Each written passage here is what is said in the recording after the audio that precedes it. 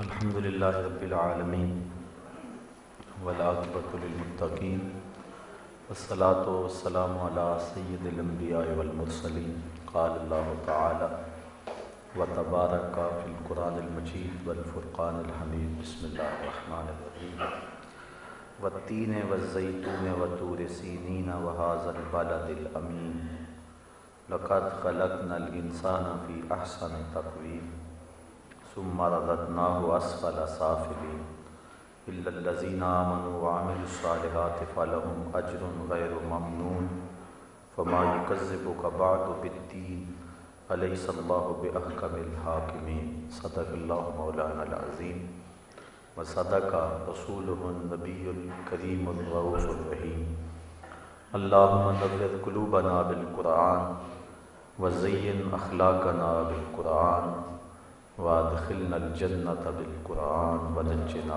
من النار بالقرآن قال اللہ تعالی وتبارک فی شان حبیبہ مخبرا وعامرا ان اللہ وملائکتہ یصلون علی النبی یا ایہا الذین آمنوا صلوا علیہ وسلموا تسلیما الصلاۃ والسلام علیک یا رسول اللہ وعلی آلک واصحابک یا محبوب رب العالمین الصلاۃ والسلام علیک یا رسول اللہ وعلی آلک واصحابک یا نبی الرحمہ۔ تمام حمد و ثنا تعریف و توصیف اللہ جل مجدہ الکریم کی ذات بابرکات کے لیے جو خالق کائنات بھی ہے اور مالک ششہات بھی۔ اللہ جل وعلا کی حمد و ثنا کے بعد حضور نبی اکرم شفیع امم رسول محتشم نبی مکرم اللہ کے پیارے امت کے سہارے رب کے محبوب دانائے غیوب مالک رقاب امم فخر عرب و عجم والی کون و مکان سیاہ لا مکان سید انس و جان سرور لالا رکاں نیر تاباں سرنشین مہوشاں ماہ خوباں شہنشاہ حسینہ تتمہ دوراں سر خیل زہرہ جمالاں جلوہ صبح ازل نور ذات لم یزل باعث تکوین عالم فخر آدم و بنی آدم نیر بدھا رازدار ما اوہا شاہد ما تہا صاحب علم نشرہ معصوم آمنہ احمد مجتبیٰ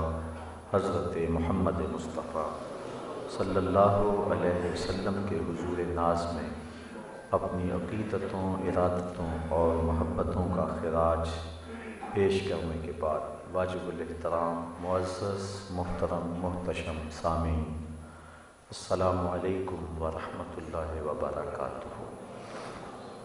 میرے سامنے سورہ التین ہے جو قرآن مجید کی مکی صورت ہے، 1 رکوع اور 8 آیات پر مشتمل ہے۔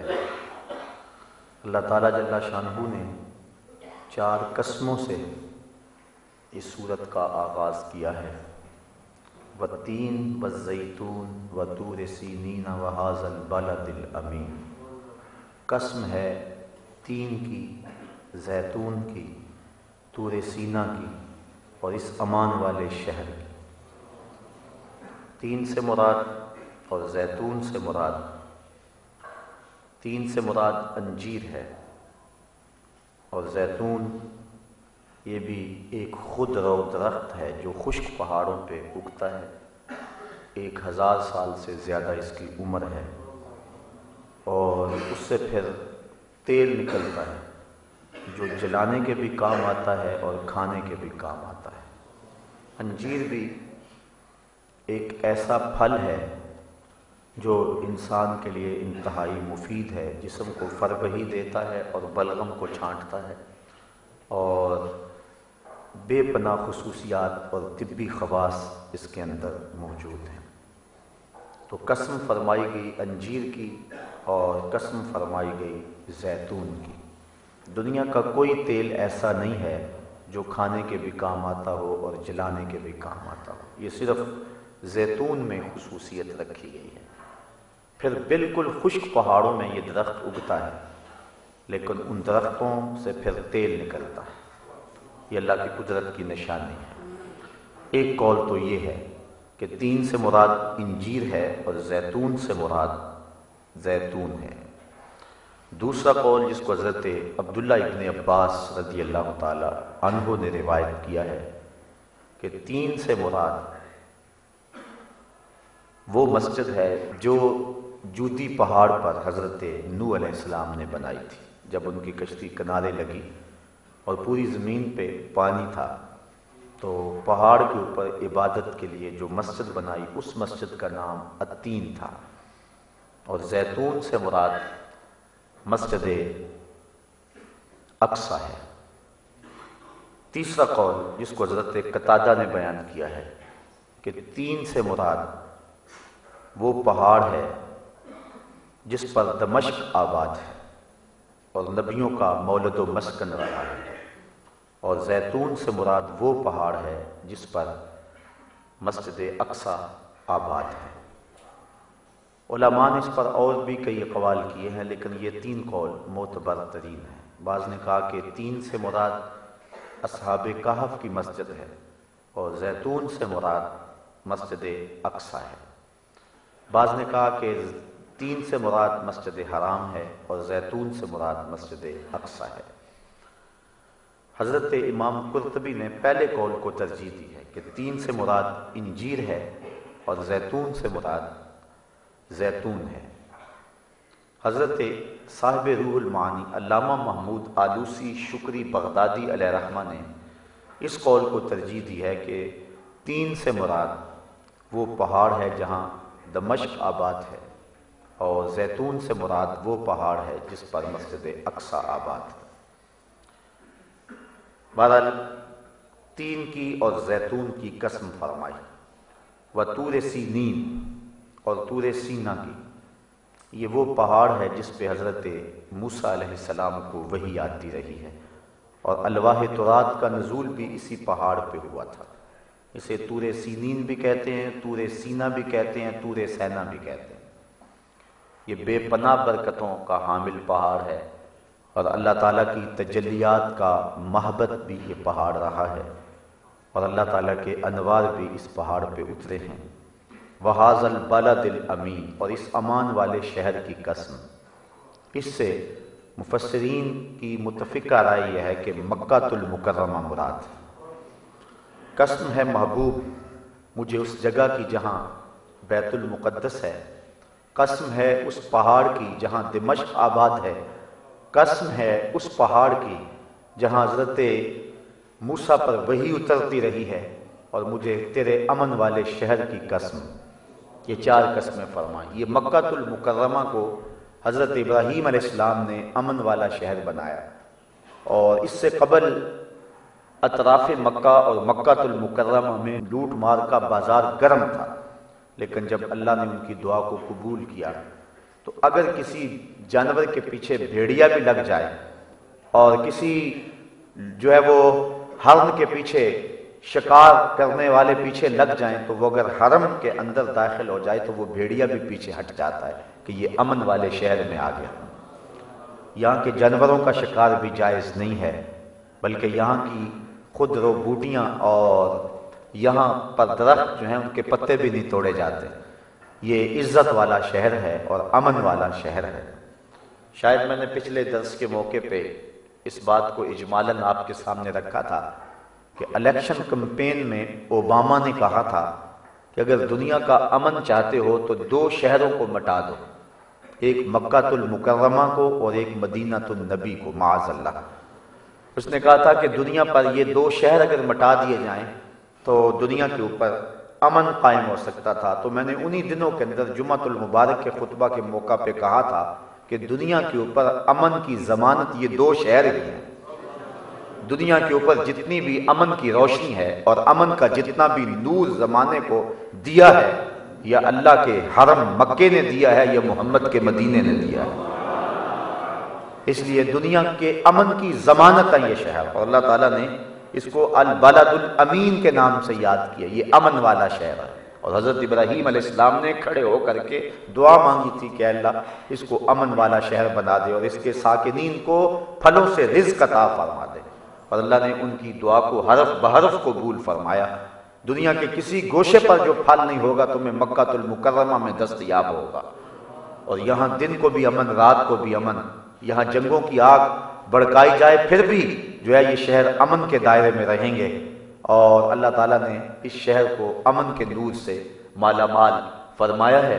اور جو شخص ان مقدس شہروں کے امن کو پامال کرنا چاہے، اللہ اس کو اس طرح پگھلا دے گا جس طرح پانی کے اندر نمک کو پگھلا دیا جاتا ہے۔ اس لیے ان شہروں کے سرحدوں پر اللہ نے فرشتوں کا پہرا بٹھایا ہوا ہے۔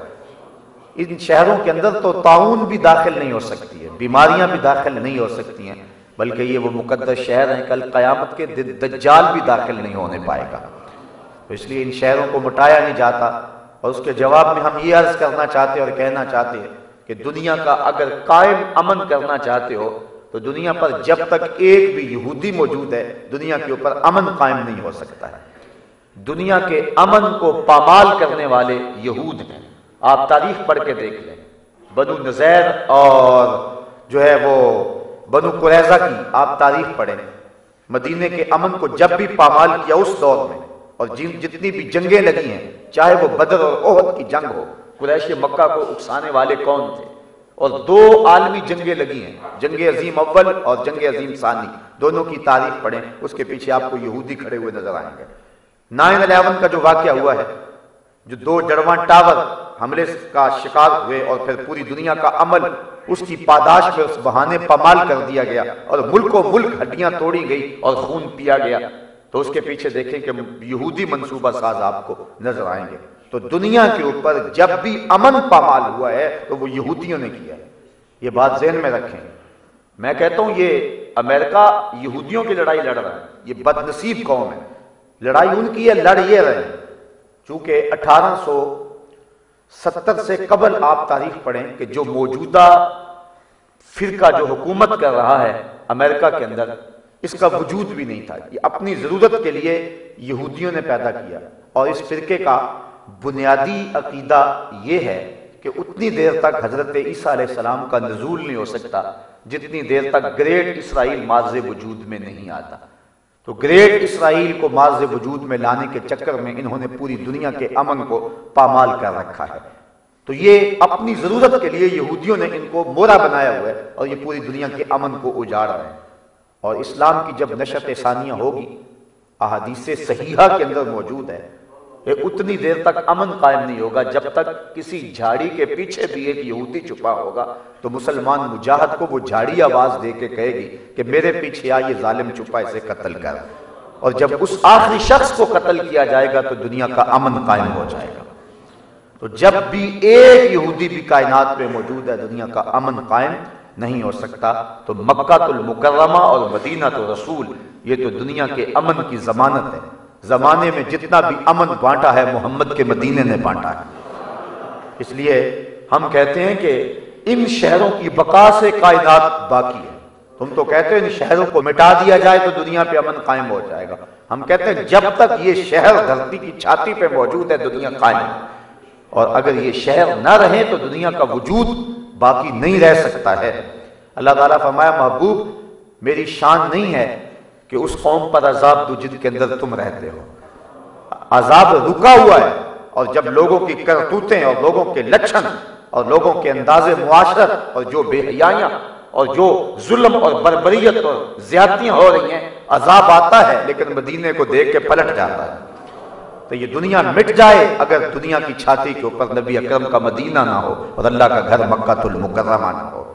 تو کہا محبوب قسم ہے تین کی، قسم ہے زیتون کی، قسم ہے طور سینا کی، وَهَذَا الْبَلَدِ الْأَمِينَ، اور اس امن والے شہر کی، لَقَدْ خَلَقْنَا الْإِنسَانَ فِي أَحْسَنِ تَقْوِيمٍ، 4 قسمیں فرما کر کے ارشاد کیا ہم نے انسان کو اچھی صورت پر بنایا ہے، احسن تقویم دی ہے، خوبصورت شکل دی ہے، عقل شعور کا نور دیا ہے، اس کو اعضائے بدنیہ سے لے کر کے چراغ عقل تک اس کی ہر شے خوبصورت بنائی ہے۔ اور یہ 4 قسمیں فرما کر کے، قسم انجیر کی، قسم زیتون کی اور قسم طور سینا کی اور امن والے شہر کی، ہم نے انسان کو اچھی شکل پہ، اچھی صورت پہ پیدا کیا۔ علماء نے لکھا ہے کہ جتنے بھی جانور ہیں، حیوانات ہیں، بہائم ہیں، چوپائے ہیں، اپنی غذا حاصل کرنے کے لیے ان کو اپنا سر جھکانا پڑتا ہے، لیکن انسان کی تقویم اللہ نے ایسی کی ہے کہ اس کی عزت نفس کا لحاظ رکھا ہے۔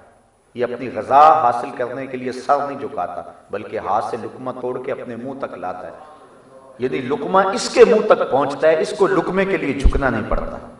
یہ الگ بات ہے کہ کوئی شخص کمینہ صفت ہو جائے اور اللہ پر توکل چھوڑ دے اور در در کی ٹھوکریں کھائے۔ اللہ نے حیت ہی ایسی بنائی ہے کہ رسوا نہ ہو ٹکڑے کے لیے۔ اے طائر لاہوتی، اس رزق سے موت اچھی جس رزق سے پرواز میں آتی ہو کوتاہی۔ یہ الگ بات ہے کہ یہ گر جائے اور نیچے پن میں آ جائے، لیکن اللہ نے اس کی حیت ہی ایسی بنائی ہے، شکل ہی ایسی بنائی ہے۔ حضرت عیسیٰ بن موسیٰ ہاشمی اپنی بیوی سے بہت زیادہ پیار کرتے تھے۔ ایک دن 14ویں رات کا چاند چڑھا ہوا تھا، تو بس سبقت لسانی کہہ لیجئے، کہنے لگے اگر چاند زیادہ حسین ہے تیرے سے تو تجھے تینوں طلاقیں ہوں۔ بیوی نے فوراً پردہ کر لیا، حجاب اوڑھ لیا، کہا کہ چاند تو پوری آب و تاب کے ساتھ چمک رہا ہے اور میری رنگت میں وہ چمک تو نہیں ہے، لہذا تو نے مجھے تینوں طلاقیں دی تو طلاق واقع ہو۔ بڑے پریشان ہو گئے، رات بہت مشکل سے گزاری، صبح خلیفہ منصور کے پاس آ گئے کہ میں رات اپنی بیوی کو یہ کہہ بیٹھا ہوں، تو اس کے بارے میں کیا حکم ہے؟ تو خلیفہ منصور نے علماء کو بلایا اور یہ مسئلہ سامنے رکھا۔ سب نے کہا طلاق ہو گئی، کیونکہ بہت خوبصورت ہوگی لیکن چاند تو پھر بھی چاند ہے۔ ایک عالم خاموش بیٹھا رہا اور وہ شاگرد تھا حضرت امام اعظم ابو حنیفہ۔ سب نے کہا طلاق ہو گئی۔ منصور پوچھنے لگا کہ تم نہیں بول رہے ہو، تو کہا بولوں؟ کہا ہاں بولو۔ انہوں نے کہا بسم اللہ الرحمن الرحیم، والتین والزیتون وطور سینین وہذا البلد الامین لقد خلقنا الانسان فی احسن تقویم۔ اس عالم نے کہا کہ میرے رب نے قرآن میں کہا ہم نے انسان کو سب سے زیادہ خوبصورت پیدا کیا ہے۔ احسن ہے، صرف حسین ہی نہیں ہے، احسن ہے، اس میں تفضیل کا صیغہ ہے، سپرلیٹو ڈگری جس کو کہتے ہیں، سب سے حسین پیدا کیا ہے، اس سے آگے درجہ حسن کا نہیں ہے۔ تو کہا چاند جتنا مرضی حسین ہو اور اس کی بیوی چاہے کالی کلوٹی کیوں نہ ہو، انسان ہونے کے ناطے سے فرمایا کہ یہ چاند سے بھی زیادہ حسین ہے۔ تو خلیفہ منصور نے کہا جاؤ اپنی بیوی سے بھی کہہ دو کہ کوئی طلاق نہیں ہوئی ہے، تم پریشانی چھوڑ دو۔ تو اللہ نے انسان کو بہتر تقویم میں پیدا کیا، اور یہ انسان کے متہم بالشان آغاز کا تذکرہ ہے۔ آج مغرب تہذیب کی بات کرتا ہے، لیکن ان کے ہاں ایک نظریہ بڑا مقبول ہے، اور وہ ڈارون کا نظریہ ارتقاء ہے۔ وہ کہتا ہے کہ انسان پہلے بندروں کی صورت میں تھا، پھر تہذیب پاتا گیا اور اس کی عادتیں بہتر ہوتی گئیں اور شکل سدھرتی گئی، اور آج موجودہ شکل پہ ہے۔ آج سے ہزاروں سال قبل، کروڑوں سال قبل، لاکھوں سال قبل یہ بندر کی شکل میں تھا، اور پھر آہستہ آہستہ آہستہ بہتری آتی گئی، سنورتا گیا، تہذیب پاتا گیا، اور آج موجودہ صورت میں ہے۔ وہ انسان کو اس کا ابتدا اور اس کے آباء و اجداد کا تعلق جو ہے وہ بندروں کی نسل سے جوڑتے ہیں، اور یہ بڑا مقبول ہے ڈارون کا نظریہ ارتقاء۔ ڈارون کے نظریہ ارتقاء کے مقابلے میں یہ قرآن کا نظریہ ہے کہ ہم نے انسان کا آغاز ہی بڑی متہم بشان انداز سے کیا ہے۔ یہ بندروں کی اولاد نہیں ہے۔ خالق اللہ آدم علی صورتہ، اللہ نے اس کو اپنی صورت پہ پیدا کیا۔ اپنی صورت سے مراد اس کے اندر علم رکھا، حلم رکھا، بردباری رکھی، کمال رکھا، جمال رکھا، اس کو سمع و بصر دیا، اس کو چراغ عقل دیا، اس کو بہت دولتیں عطا کی اور ودیعتیں کی، اختیار اور ارادہ عطا کیا۔ اللہ تعالیٰ نے اپنے اوصاف حمیدہ کا عکس اور پردہ انسان کے اوپر ڈالا، اور اس طرح اللہ تعالیٰ نے اس کو اس متہم بشان انداز سے اس کا آغاز کیا۔ تو یہ بادروں کی نسل نہیں ہے، بلکہ انسان کو اللہ نے اپنے دستے قدرت سے بنایا، اور جب پہلا انسان تخلیق کیا تھا اس کی عظمت کو دنیا کے اوپر بیان کرنے کے لیے فرشتوں کو حکم دیا اس روئے زمین پہ اور اس کائنات میں سب سے عزت والی مخلوق تم ہو لیکن میں تمہاری پیشانی بھی حضرت آدم کے سامنے جھکانا چاہتا ہوں۔ اور اس طرح حضرت انسان کی تعظیم کے جھنڈے گاڑے گئے اور فرشتوں کی جبین نیاز کو حضرت آدم کے سامنے جھکایا گیا، پھر ان کو دنیا کے اوپر بھیجا گیا۔ اسی لیے کسی نے کہا تھا نا کہ فرشتہ کہنے سے میری توقیر گھٹتی ہے، میں مسجود ملائک ہوں، مجھے انسان رہنے دو، میں تو فرشتوں کا مسجود رہا ہوں اور مجھے انسان رہنے دو، یہ میری عزت ہے، یہ میری توقیر ہے۔ لَقَدْ خَلَقْنَا الْإِنسَانَ فِي أَحْسَنِ تَقْوِيمٍ ثُمَّ رَدَدْنَاهُ أَسْفَلَ سَافِلِينَ، پھر اسے ہر نیچے سے نیچی حالت کی طرف پھیر دیا۔ یعنی اگر وہ اپنے منصب کو چھوڑ دے، انسان کو 4 قسمیں بیان کر کے اس کی عظمت کو بیان کیا گیا، اور اگر یہ انسانیت سے گر جائے تو پھر بہت نیچے لڑک جاتا ہے۔ اگر یہ اپنی عظمت کی پاسداری کرے اور اپنے منصب کی حفاظت کرے تو یہ فرشتوں سے بھی بہتر ہوتا ہے، لیکن اگر اپنے منصب کی آبرو اور منصب کی حفاظت نہ جانے تو پھر یہ چوپایوں سے بھی بدتر ہو جاتا ہے۔ اولئک کالانعام بل ہم اضل، اللہ قرآن میں فرماتا ہے یہ چوپایا ہے بلکہ چوپایوں سے بھی گیا گزرا ہے۔ جب یہ گرنے پہ آ جائے تو اس کی حالتیں، اس کی زندگی کے انداز اور تیور اور لچن چپایوں سے بھی بدتر ہوتے ہیں۔ آپ نے چپایوں کو بھی دیکھا ہوگا کہ جب چوپایا بھی جفتی ہوتا ہے تو کبھی نر سے جفتی نہیں ہوتا، وہ بھی مادہ کو تلاش کرتا ہے، لیکن انسان جب گرنے پہ آ جائے تو یہ ساری حدیں پھلانگ جاتا ہے، تو یہ چوپایوں سے بھی بدتر ہو جاتا ہے اور سخت ترین ذلت کے اندر چلا جاتا ہے۔ اس لیے فرمایا کہ ہم نے اس کو احسن تقویم میں پیدا کیا ہے، اس کی صورت بڑی اچھی بنائی ہے، اس کی آنکھوں میں روشنیاں رکھی، اس کے کانوں میں نغمے رکھے، اس کی زبان کو بولنے کا انداز اور سلیقہ دیا ہے، اس کو اتنا خوبصورت دماغ دیا ہے کہ آج کے ماہرین کہتے ہیں اگر ایک انسان کے دماغ کا کمپیوٹر تیار کیا جائے تو نیو یارک شہر سے بڑا کمپیوٹر ایک شخص کے دماغ کا بنے۔ ایک انسان کو اتنی قوتیں عطا فرمائی، اس کو دھڑکتا ہوا دل دیا گیا ہے، نظام تنفس دیا گیا ہے، نظام انہضام دیا گیا، اس کو پٹھوں کا نظام دیا گیا، اس کو پکڑنے کے لیے ہاتھ دیے گئے، اس کو بولنے کے لیے زبان دی گئی، قوت ذائقہ دیا گیا، اس کو سونگھنے کے لیے ناک دی گئی ہے، اور ناک کو منہ کے قریب رکھا گیا ہے کہ جو کھانے لگا ہے اس کے اندر اگر تعفن ہے تو ناک فوراً اس کا احساس کر لے اور یہ فوراً پیچھے ہٹا دے، اس کے اندر کوئی گندی شے نہیں جانی چاہیے، اس لیے ناک کے نتنے منہ کے قریب رکھے تاکہ اس کے منہ میں گندی چیز نہ جائے۔ لیکن یہ کتنا بدبخت ہے، یہ رشوت بھی کھا گیا، یہ چوری کا مال بھی کھا گیا، اس نے سمجھا ہی نہ کہ میرے رب نے میرے لیے یہ کتنے اہتمام کیے کہ میرے اندر جس کے اندر ظاہری گندگی ہو وہ بھی میرے اندر نہ جانے پائے، لیکن اس نے وہ گند کھایا اور اس نے وہ غلاستیں کھائیں کہ میرے رب نے بار بار جن کی ممانعت فرمائی اور تاکید کی کہ تم ان کے قریب تک نہ آؤ۔ تو انسان جب گرنے لگتا ہے تو پھر بہت نیچے لڑک جاتا ہے، اس لیے فرمایا ثم رددناہ اسفل سافلین، پھر اسے ہر نیچی سے نیچی حالت کی طرف پھیر دیا گیا۔ اللہ اکبر۔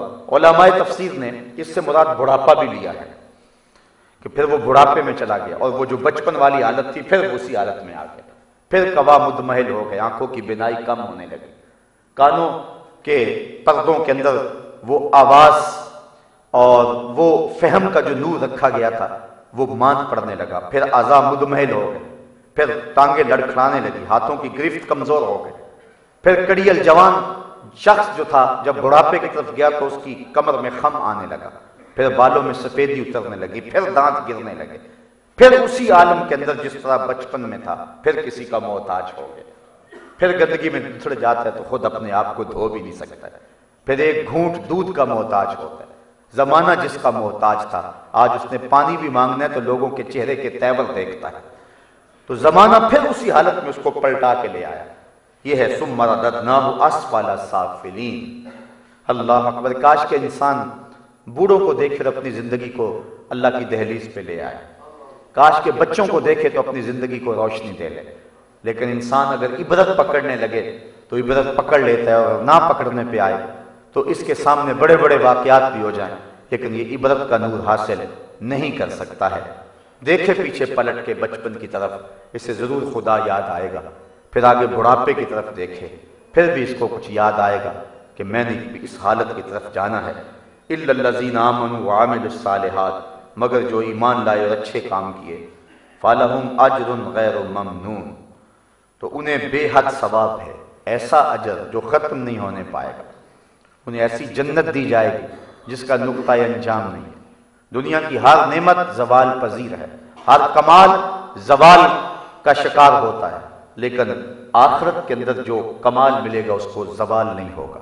ایسی زندگی ملے گی جس کو موت نہیں ہوگی، ایسی جوانی ملے گی جس پہ بڑھاپا نہیں ہوگا، ایسی عمر ملے گی جو پرانی نہیں ہوگی، ایسی آنکھیں ملے گی جن کی روشنی کبھی ماند نہیں پڑے گی، ایسی طاقت ملے گی جو کبھی کمزوری کی طرف مائل نہیں ہوگی۔ تو قیامت کے دن موت کو بھی موت آ جائے گی، مینڈے کی شکل میں لا کے ذبح کر دیا جائے گا۔ بلکہ حدیث میں آتا ہے کہ جنتی کو جنت میں جا کے صرف ایک ہی ڈر ہوگا، اور وہ یہ کہ کہیں موت نہ آ جائے، اور جہنمی کو جہنم میں پہنچ کے ایک ہی امید ہوگی کہ کبھی موت آ جائے تو جان چھوٹ جائے۔ لیکن پھر جب موت کو ذبح کیا جانے لگے گا تو جنتی جنت سے لمبی لمبی گردنیں نکال کے دیکھیں گے، اور جہنمی جہنم سے۔ اور جب موت کو ذبح کر دیا جائے گا تو جنتیوں کی خوشیوں کی انتہا نہیں رہے گی کہ اب تو اس موقع پر زوال نہیں ہے اور موت بھی کبھی نہیں آئے گی، اور جہنمیوں کی امیدوں کے سارے سلسلے ٹوٹ پھوٹ کا شکار ہو جائیں گے۔ اب تو موت بھی نہیں آئے گی، اور تکلیف ہے کہ وہ صحیح نہیں جا رہی ہے۔ تو فرمایا الا الذین آمنوا وعملوا الصالحات، مگر وہ جو لوگ ایمان لائے، وعملوا الصالحات، اور اچھے کام کیے، فلہم اجر غیر ممنون، تو انہیں بے حد ثواب ہے۔ فما یکذبک بعد بالدین، تو اب کیا چیز تجھے انصاف کے جھٹلانے پر باعث ہے؟ کون چیز ابھارتی ہے تجھے جو ہے وہ انصاف کے جھٹلانے پر؟ الیس اللہ باحکم الحاکمین، کیا اللہ سب حاکموں سے بڑھ کر حاکم نہیں ہے؟ جب وہ سب سے بڑا حاکم ہے تو پھر کیسے ہو سکتا ہے کہ تم انصاف کو جھٹلا دے؟ کون سی شے ہے جس کو جو تجھے تکذیب پہ آمادہ کر رہی ہے؟ ایک چھوٹے سے ملک کا حکمران ہوتا ہے اور وہ اس بات سے ڈرتا ہے کہ میری حکمرانی ٹوٹ پھوٹ کا شکار نہ ہو جائے، عدل و انصاف کرتا ہے، چونکہ حکمرانیاں اور بادشاہتیں عدل و انصاف سے قائم رہتی ہیں۔ ایک عربی کا مقولہ ہے الملک یدوم بالکفر ولا یدوم بالظلم، ملک کفر کے ساتھ تو قائم رہ سکتے ہیں لیکن ظلم کے ساتھ قائم نہیں رہ سکتے۔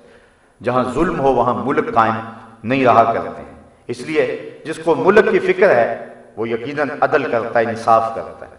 جو ملک کا خیر خواہ نہیں ہے اور اپنی حکومت کا خیر خواہ خود بھی نہیں ہے تو وہ ظلم کرے گا، اور 4 دن کی کہانی ہے، اس کو پتا ہے جو کر لوں اس کے بعد یہ میرا نہیں اور میں اس کا نہیں ہوں۔ لیکن جس کو پتا ہے کہ یہ میری حکومت ہے اور ہمیشہ میرے پاس رہنی، تو ظاہر ہے کہ وہ کوشش کرے گا کہ میں عدل انصاف سے انحراف نہ کروں۔ اگر انحراف کروں گا تو لوگ اٹھ کھڑے ہوں گے۔ تو یہ تقاضا ہے اس بات کا کہ کوئی بھی حکومت کرنے والا شخص جو ہے وہ عدل سے انحراف نہیں کرتا ہے۔ تو جو اللہ تعالیٰ پوری کائنات کا حاکم ہے اور احکم الحاکمین ہے، تو کیا وہ عدل نہیں کرے گا؟ انسان ذرا سوچ اس بات پر۔ اس کو دعوت دی گئی ہے اور یہ کہا گیا کہ ہم نے انسان کو اچھی صورت میں پیدا کیا، لیکن اگر وہ اپنے منصب کو چھوڑتا ہے تو پھر اس کو نیچے سے نیچے درجے میں پہنچا دیا جائے گا۔ اس کا ایک تو مطلب یہ ہے کہ یہ دنیا کے اوپر بہت نیچا ہو جاتا ہے اور حیوانوں سے بدتر انداز کی زندگی اختیار کر لیتا ہے، یہ انتہائی بدترین حالت کو اختیار کر لیتا ہے۔ اور مفسرین اس کا یہ بھی معنی بیان فرمایا ہے کہ پھر اس کو جہنم کے سب سے نچلے درجے کی طرف دھکیل دیا جائے گا کہ تجھے اتنی اچھی صورت دی تھی، اتنی اچھی شکل دی تھی، چراغ عقل دیا تھا، شعور کی دولت دی تھی، لیکن تو نے اپنی زندگی کو کیسے برباد کیا اور آوارگی کے ساتھ گزارا۔ ثم رددناہ اسفل سافلین، پھر اس کو اس جو ہے وہ درک اسفل کے اندر، سب سے نچلے درجے کے اندر دھکیل دیا جائے گا۔ اور ظاہر ہے کہ جو اپنے منصب کا قدردان نہ ہو تو پھر جو اپنے منصب سے انحراف کرے تو اس کے ساتھ یہی سلوک کیا جاتا ہے۔ اگر اپنے عہدے پر کوئی کام نہ کرے تو حکومتیں اس کو ہٹا دیتی، عام حاکم بھی اس کو برقرار اس کے عہدے پہ نہیں رکھتا کہ تجھے اتنی بڑی عزت دی، تجھے وزارت کا قلم دان دے دیا، لیکن تو نے سو کے اور غفلت سے اور جو ہے وہ سستی سے وقت گزارا اور محکمہ اجڑ گیا۔ اس طرح کوئی بھی حاکم اس کو پسند نہیں کرتا۔ تو جو حاکموں کا حاکم ہے اس نے انسان کو اپنا خلیفہ بنایا تھا اور اپنی نیابت کا تاج اس کے سر پہ رکھا تھا، اور اس نے اگر جو ہے وہ اس کے احکام کو نہ مانا تو پھر کیا اللہ جو ہے وہ احکم الحاکمین ہے؟ تو پھر کس طرح تو جھٹلا سکتا ہے انصاف کو؟ انصاف تو وہ کرے گا۔ یہ بات ذہن میں رکھیں، اللہ تعالیٰ اپنے کرم سے بخشے گا، اس سے انکار کسی کو نہیں ہے۔ جو نیکوکار ہیں وہ بھی اس کے کرم اور فضل سے بخشے جائیں گے، اس سے کسی کو انکار نہیں۔ لیکن یہ بات بھی ذہن میں رکھو کہ جس کو رعایتی نمبر دیے جاتے ہیں وہ فرسٹ ڈویژن حاصل نہیں کیا کرتا، اس کو 33% نمبر سے ہی پاس کیا جاتا ہے۔ جو رعایت کے نمبر ہوتے ہیں اور جو محنت، اس کا نتیجہ اور ہوتا ہے۔ یہ تو نہیں ہوگا کہ جس نے سارا سال محنت کی ہو اور راتوں کو جاگ جاگ کے پڑھا ہو وہ بہت پیچھے چلا گیا، اور جس نے کچھ نہیں پڑھا اس کو رعایتی نمبر دے کے جو اب اس نے بورڈ ٹاپ کر لیا ہو۔ کبھی ایسا ہوا ہے؟ آج تک ایسا ہوا ہے کہ کسی کو رعایتی نمبر اتنے دے دیے گئے ہوں کہ اس نے بورڈ کو ٹاپ کر دیا؟ ایسا کبھی نہیں ہوا۔ رعایتی نمبر پانے والا 33% نمبر ہی لیتا ہے اور سٹار لگ کر ہی پاس ہوتا ہے، اور جس نے محنت کی ہو، راتوں کو جاگا ہو، تو وہی فرسٹ ڈویژن حاصل کیا کرتا ہے اور وہی پوزیشن ہولڈر ہوتا ہے۔ اللہ تعالیٰ جل شانہ ان لوگوں کو جنہوں نے اس کے حکموں کو توڑا اور اس کے فرامین کو پس پش ڈالا، اور وہ لوگ جنہوں نے راتیں سجدوں میں گزاری، قیام و رکوع میں گزارا، قیامت کے دن سب کو ایک صف میں کھڑا نہیں کرے گا۔ ام لکم کتاب فیہ تدرسون، کہا تم یہ کہاں سے پڑھ رہے ہو؟ یہ کہاں لکھا ہوا ہے کہ سارے اللہ تعالیٰ ایک جگہ کھڑے کر دے گا؟ غریبوں کی آبروئیں لوٹنے والا، یتیموں کا خون نچوڑنے والا، اللہ کی حدوں کو توڑنے والا، اور ساری رات نشے میں دھت رہنے والا، اور دوسری طرف رات کی تاریکی میں دکھیوں کی مدد کرنے والا، اور انسانوں کی ہمدردی کے جذبوں سے سرشار شخص، اور انسانیت کے لیے انتہائی نفع بخش شخص، کیا کل قیامت کے دن ایک ہی صف میں کھڑے کر دیے جائیں گے؟ ایسا نہیں ہوگا۔ اللہ تعالیٰ ارشاد فرماتا ہے فَمَا يُكَذِّبُكَ بَعْدُ بِالدِّينِ، تو اب کیا چیز تجھے انصاف کے جھٹلانے پہ باعث ہے؟ أَلَيْسَ اللَّهُ بِأَحْكَمِ الْحَاكِمِينَ، کیا اللہ بہت بڑا حاکم نہیں ہے؟ بڑے حاکموں کا حاکم نہیں ہے؟ سب حاکموں سے بڑھ کر حاکم نہیں ہے؟ تو جب عام حاکم ایسا نہیں کرتا ہے تو پھر اللہ جو سب حاکموں کا حاکم ہے وہ ایسے کس طرح کر سکتا ہے؟ ذرا اس بات پہ غور کر۔ اللہ اکبر۔ جب یہ آیت کریمہ حضور پڑھا کرتے تھے تو عرض کیا کرتے تھے سبحان اللہ فبلا، اللہ کی شان کیوں نہیں ہے، ایسا ہی ہے، یعنی اللہ تعالیٰ ایسا ہی ہے اور سب حاکموں سے بڑھ کر کے حاکم ہے۔ تو اللہ تعالیٰ جل شانہ اپنی حاکمیت کا یہاں اعلان کر رہا ہے، اور ہم نے سورہ التین کی روشنی میں اپنی زندگی کو دیکھنا ہے۔ حضرت امام غزالی فرماتے اللہ نے 3 طرح کی مخلوقیں پیدا کی۔ ایک مخلوق وہ ہے جس کے پاس چراغ عقل ہے لیکن شہوات انہیں نہیں دی گئی، اور مخلوق وہ ہے جن کے پاس شہوات نفسانیہ تو ہیں لیکن ان کے پاس عقل نہیں ہے، اور تیسری مخلوق وہ ہے جن کو عقل بھی دی گئی ہے اور شہوات بھی دی گئی ہے۔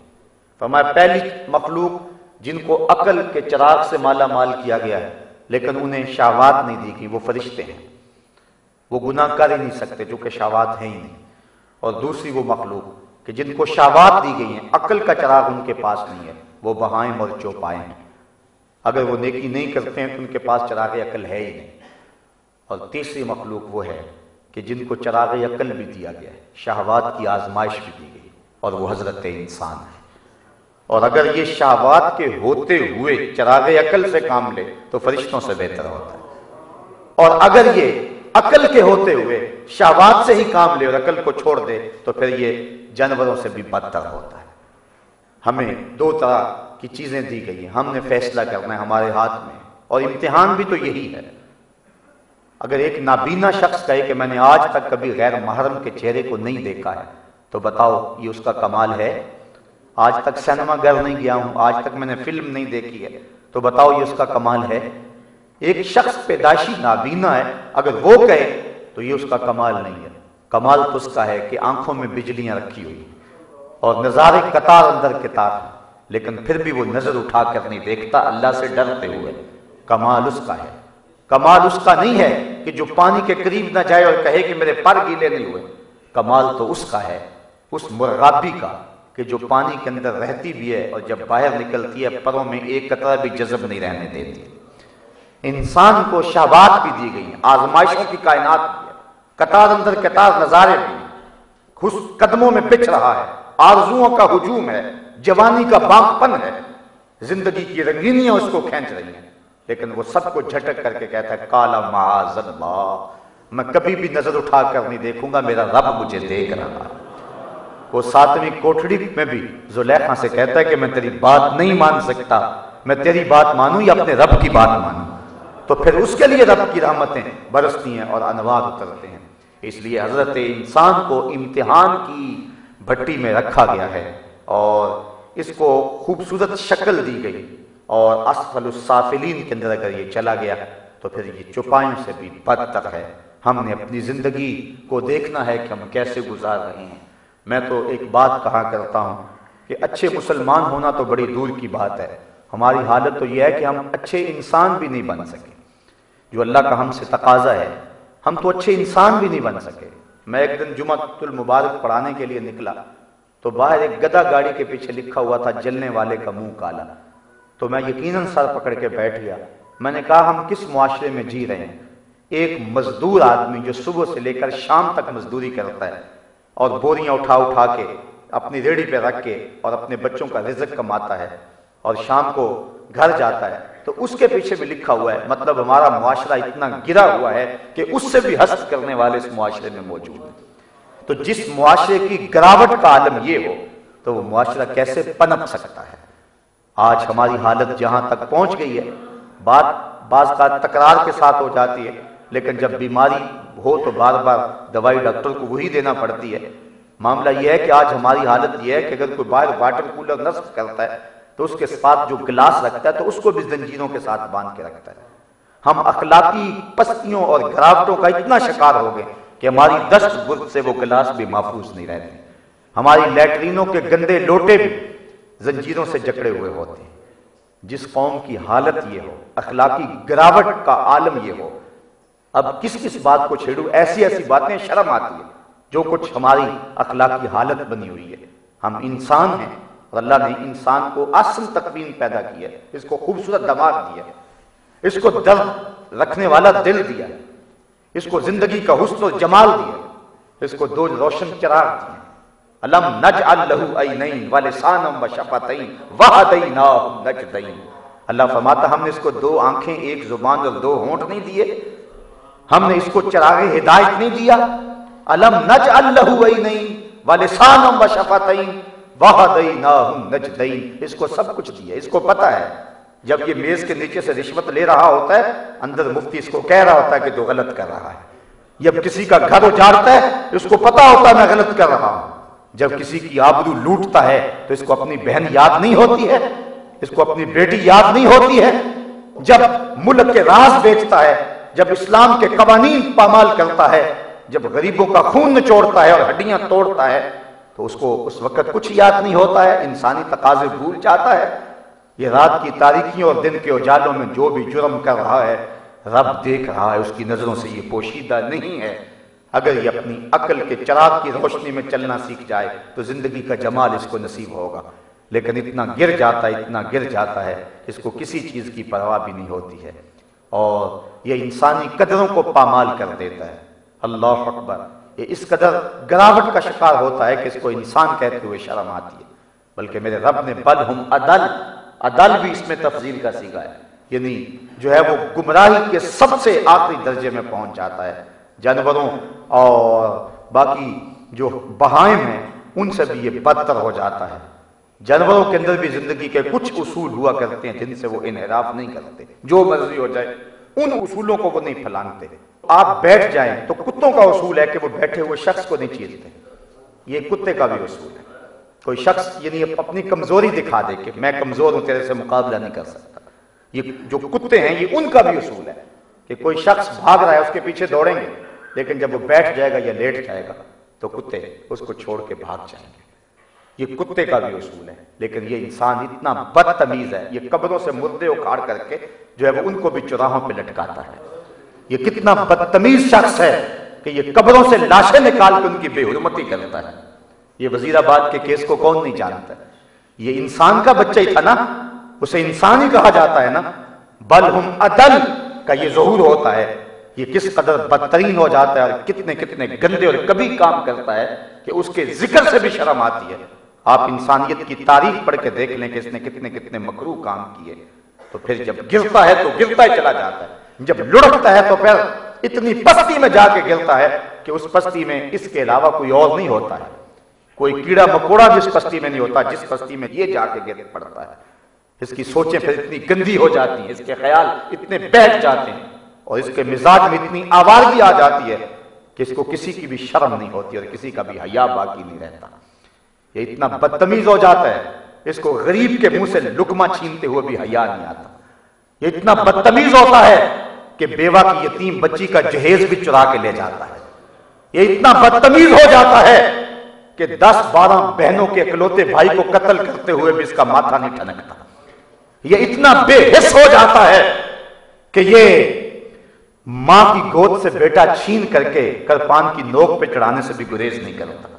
یہ اتنا بدتمیز ہو جاتا ہے کہ جوان بھائی کو باندھ کر کے اس کے سامنے بہن کی آبرو بھی لوٹتا ہے۔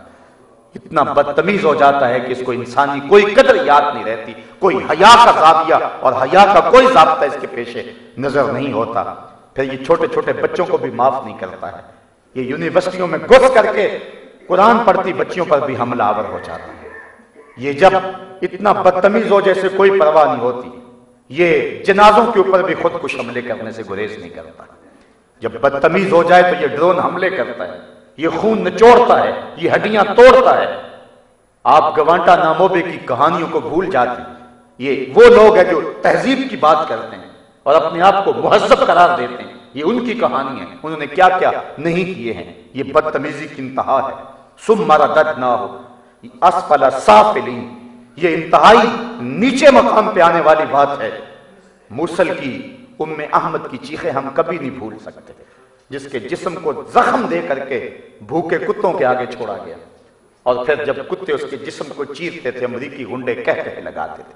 یہ مہذب دنیا کی کہانی سنا رہا ہوں، یہ میں تمہیں دنیا کی مہذب قوم کی باتیں سنا رہا ہوں جنہوں نے انسانوں کے گلے چیرے، اور جب خون بہ گیا تو پھپھڑوں میں پٹرول بھرا اور پھر ان لاشوں کو آگ لگائی، اور پھر انسانیت کے لاشیں تڑپے تو یہ کہہ لگاتے رہے۔ ہم ان انسانوں کی بات کرتے ہیں جو دنیا کے مہذب ترین انسان کہلاتے ہیں۔ انہوں نے یہ کیا کہ سروں سے بال نوچے اور پھر زخموں میں تیزاب چھڑکا اور لوگوں کو تڑپنے کے لیے چھوڑا گیا۔ یہ ان لوگوں کی کہانی ہے جنہوں نے گوانٹا ناموبے کے ٹائلٹ میں مسلمان قیدیوں کو ٹارچر کرنے کے لیے ان کے ٹائلٹ میں ٹشو پیپر کی جگہ قرآن کے ورقے بھی رکھے تاکہ ان کو ذہنی اذیت ہو۔ یہ جنرل ہوڈ نے کام کیا تھا، اور بدقسمتی سے ہمارے ملک میں اس بدبخت کے پاؤں تلے سرخ قالین بھی بچھائے گئے۔ اس کرتوت کے بعد جو یہاں آیا تھا تو اس کے نیچے جو ہے وہ قالین بچھائے گئے اور اس کا استقبال کیا گیا۔ یہ اللہ کا قہر ہے اور غضب ہے جو پاکستان پہ پڑ رہا ہے، یہ بات ذہن میں رکھیں۔ ہم نے ان بدبختوں کی تعظیم کی اور توقیر کی جنہوں نے دین کی حرمت کو پامال کیا، جنہوں نے اتنے گھنونے اور گھٹیا کام کیے۔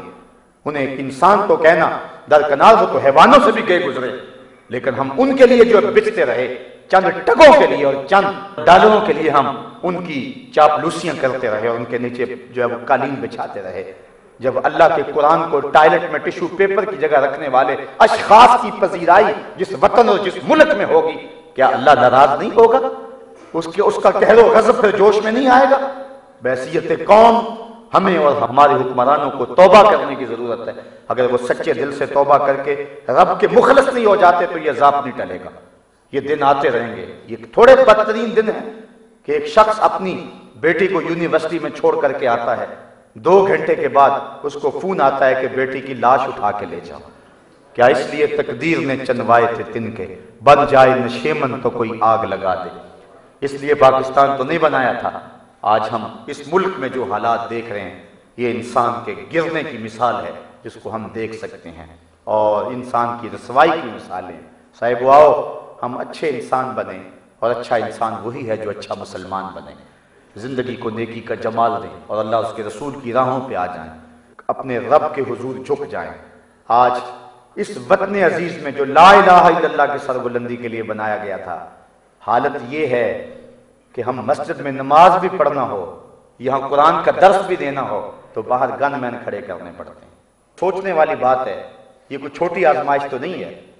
یہ ہم کہاں رہ رہے ہیں؟ ہندوؤں کے دیش میں رہ رہے ہیں یا عیسائیوں کے وطن میں رہ رہے ہیں؟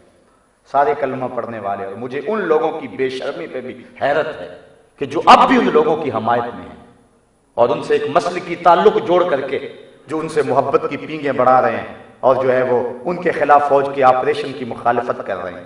انہیں ابھی بھی سمجھ نہیں آتی کلا یہ انسان ہو سکتے ہیں جو انسانوں کے اندر گھس کر کے چھوٹے چھوٹے معصوم بچوں کے اندر بم بلاسٹ کرتے ہیں اور ان کے جسموں کی بوٹیاں دیواروں کے ساتھ چپک جاتی ہیں۔ یہ کہاں کی انسانیت ہے اور یہ کہاں کا دین ہے؟ جنگ موتا جاتے ہوئے تو حضور نے حکم دیا تھا اپنے صحابہ کو کہ تم نے کھڑی ہوئی فصلوں کو بھی نہیں اجاڑنا، تم نے تو درختوں کو بھی نہیں توڑنا ہے، اس کی شاخوں کو بھی نہیں توڑنا۔ شجر سایہ دار کے نیچے بول و براز کرنے سے منع فرمایا شریعت نے کہ کسی گزرتے مسافر کو وہاں رکنا پڑا تو اس کو بدبو سے تعفن سے تکلیف ہوگی۔ یہ اسلام کا مزاج ہے۔ بھولے کتے کو بھی مارنا ہے تو ایاکم والمثلی ولو بالکلب العقور، حکم دیا اس کی شکل نہ بگاڑنا، اس کتے کی شکل نہ بگاڑنا، مارنا ضرور چونکہ وہ انسان کے لیے ضرر رساں ہے، لیکن اس کی شکل نہ بگاڑنا اس لیے کہ اس کی شکل تمہارے رب نے بنائی ہے، اور تم نے انسانوں کو قبروں سے نکال کر کے چراہوں میں لٹکایا اور ان کی تذلیل کی، اور اس کو تم انسانیت قرار دے رہے ہو۔ اور کتنی بد نصیبی ہے، کچھ لوگ آج بھی ان کی پشت پہ کھڑے ہیں، ان سے توقع وابستہ رکھے ہوئے ہیں کہ شاید وہ ہماری مدد کریں گے اور ہماری مخصوص فکر کی ترویج کا سبب بنیں گے۔ جب دلائل کی زبان نہ ہو، نظریے میں صداقتیں نہ ہو، تو پھر انسان ایسے ہوچے ہتھ کنڈے اختیار کیا کرتا ہے۔ جب صداقت انسان کے پاس موجود ہو تو پھر اس کو جو ہے ایسے ہوچے ہتھ کنڈے اختیار کرنے کی ضرورت نہیں ہوتی، وہ تو سیدھا کہتا ہے قولوا لا الہ الا اللہ۔ صاحب آئیے ہم اس سورت نور کا، سورت مقدسہ کا نور حاصل کریں اور اپنی زندگی میں چراغاں اور روشنی کا سامان کریں۔ اللہ مجھے آپ کو اپنی رحمتوں اور کرم نوازیوں کا نور دے۔ وآخر دعوانا الحمدللہ۔